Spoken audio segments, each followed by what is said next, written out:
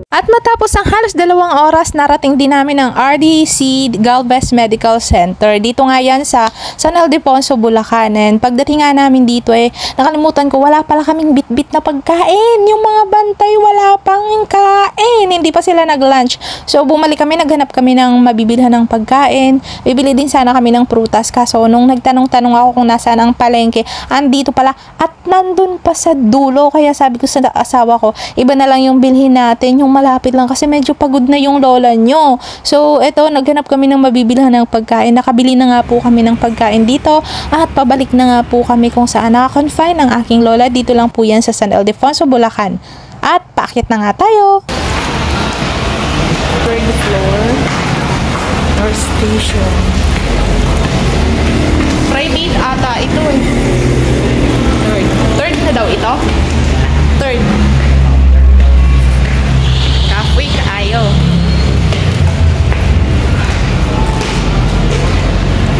$3.10. Uy, $3.09. Ayan, 309. Ito pala, $3.09.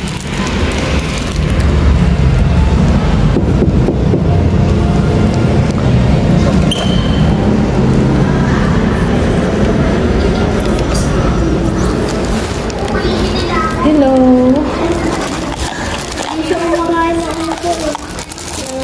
Mga chicken. Ayaw niya. Hindi ko alam bilihan ng ano dyan eh. Bibili po kami ng pagkain doon.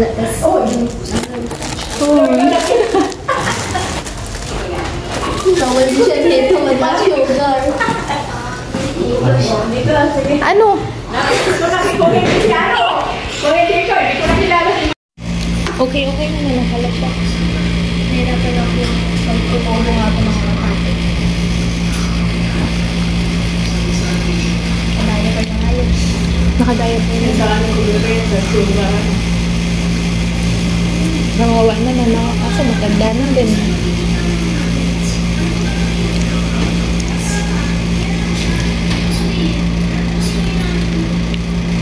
Kakilala ka niya. Ano po apelido ni nanay? Pangalan? Hindi ka pangalan kasi. At sa puntong ito, sabi nga ng nurse ay pakainin na ang matanda ng kanyang lunch kasi magne-nebulizer siya. Si nanay kasi kaya siya nag-nebulizer kasi meron siyang pneumonia at maga din po yung baga niya kaya nahihirapan siyang huminga at kailangan niyang mag-nebulizer. So, ang bakla, siya muna ang magpapakain kasi nga madalang lang naman ito. At ngayon ko lang ito gagawin sa kanya dahil nga syempre lambing ko na din sa kanya. Hindi kasi ako yung tipong tao na malambing o ipinapakita yung care sa tao. Basta, hindi ako yung tipong ganong tao. Mabait naman ako kung sa mabait. Hi! Pero, basta, ito si nanay kasi, medyo stricta ito sa akin. Hindi medyo, stricta talaga ito sa akin nung panahong sa kanya ako nakatira. After ko kasi makagraduate ng high school, kinuha ako ni nanay, dinala niya ako sa San Ildefonso, Bulacan, tapos, nagtrabaho din po ako doon, and then, basta maraming ganap sa buhay ko, at isa si nanay sa kumbaga, naging sandalan ko nung panahong kailangan ko ng taong masasandalan. And dito si nanay, stricta talaga ito at mahigpit siya, as in mahigpit siya. Sa bahay kasi doon, hindi ako basta-basta nakakalabas. Hindi lang makita ni nanay yung anino ko, hahanapin na niya ako. Kaya, lagi lang ako nasa loob ng bahay noon kapag walang trabaho o nung hindi pa ako nagtatrabaho. So, ngayon, kailangan ko naman siyang suklian kung ano yung mga kabutihang ginawa niya sa akin. Sabi nga sa akin ng pinsan ko, ate, wag na nating ipaubos yung rice sa kanya. Kaso nga, yung kamay ko, kinukuha pa niya. Gusto pa talaga niyang kumain. Syempre, yung matanda, gusto pa niyang gumaling, no? Kasi nga, gusto pa niyang tumagal pa naman dito sa ating mundong ibabaw. Kaya, kahit na diabetic siya, sige, kain ka na lang dyan. Yun yung ikakasaya mo eh. Tapos, kumain pa siya ng macarons dyan. Sabi nga ng pinsan ko, wag na ipakain kasi baka daw matamis. Kaya tinikman ko. Pero dahil gusto pa nga niya, kinuha niya yung kamay ko, ipinakain ko na din. Sana mas lumakas ka pa, nanay, dahil mahal na mahal ka namin. Mahal na mahal ka ng mga apo mo, ng mga anak mo. everything. Lagi kong ipagdarasal ang iyong kagaling at sana mas lalo ka pang lumakas. Ito sa mga kamag-anak niyo mo na ilan eh.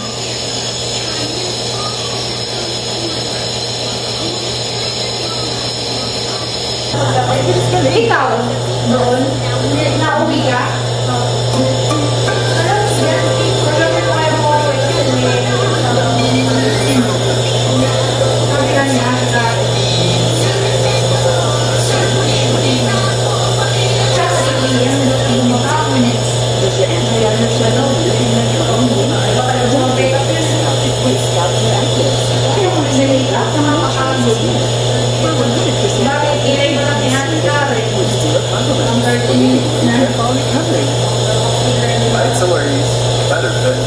Colorful mask, light tension. About you, get into it. Sing-sing pa na tayo. Sama-sama na.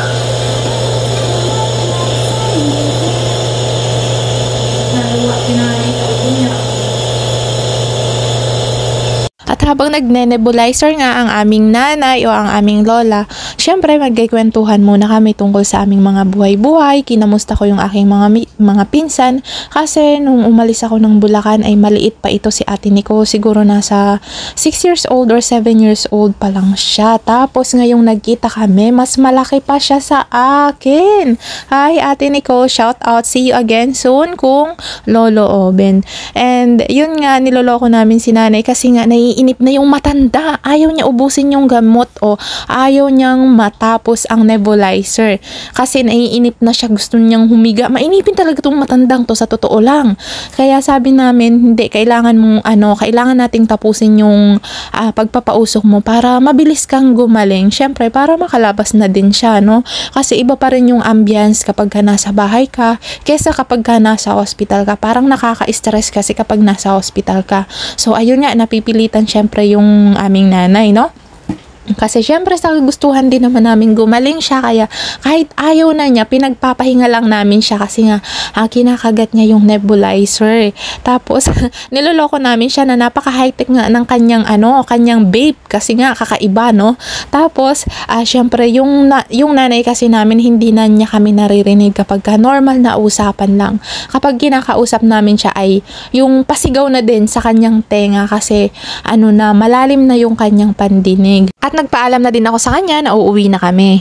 And yun na nga po mga kamatnugenya, mag-ready na po tayo mula dito sa San Alfonso, Bulacan, going to San Fernando, Pampanga.